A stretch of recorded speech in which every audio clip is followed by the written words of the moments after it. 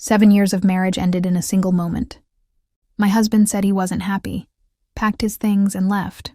For her. His first love. The one he promised was nothing more than a memory. I'll never forget his words. I love her. I can't do this anymore. I begged him to think about everything we'd built together, the life we shared, the dreams we had. But he didn't. He walked away without even looking back, leaving me to pick up the shattered pieces of a life I thought was forever. That was a year ago. A year of crying myself to sleep, deleting every trace of him from my phone, and convincing myself I could move on. Slowly I did. Therapy, friends, time. They all helped me rebuild the pieces of myself that he destroyed. I thought I was finally okay, until the day my doorbell rang. I wasn't expecting anyone. Maybe a delivery, but when I opened the door, my heart froze. There he was, my ex-husband, standing right in front of me. And beside him, her, the woman he left me for. They looked terrible. His face was pale, his eyes heavy like he hadn't slept in days. She clung to his arm like she was barely holding herself together, her head down, avoiding my gaze. I tried to slam the door, but his voice stopped me. "Please," he said, his voice cracking. "I know I'm the last person you want to see, but I need your help." My chest tightened. Help? After everything he'd put me through? I stared at him, my voice barely steady. "Why would I help you?" He hesitated, and for the first time I saw tears in his eyes. "It's about," he started, but before he could finish, I noticed her.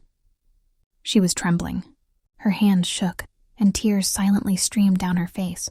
She looked scared, weak, desperate. I didn't want to hear it. I slammed the door in their faces, my heart pounding. But that wasn't the end. That night, their words and faces haunted me. As much as I wanted to stay angry, I couldn't ignore the look in her eyes. Or his. There was something different this time. Something I couldn't explain. Then it hit me. Vanessa wasn't just the woman he left me for. She was my childhood best friend. We grew up together, inseparable. She was the one who stayed up with me after my mom passed. The one who made me laugh when the world felt too heavy. We promised to grow old together, to always be there for each other. But then she betrayed me. She took the one person I thought would never leave. The pain of that betrayal stayed with me long after he left. And now, after everything, she was back, asking for my help. By morning, I made a decision. Not for them, but for me. The way he said, "She doesn't deserve to die," echoed in my mind. It wasn't hard to piece things together. Her trembling hands, his desperate expression. It all pointed to one thing. She was sick. I didn't ask them for details. I didn't need to.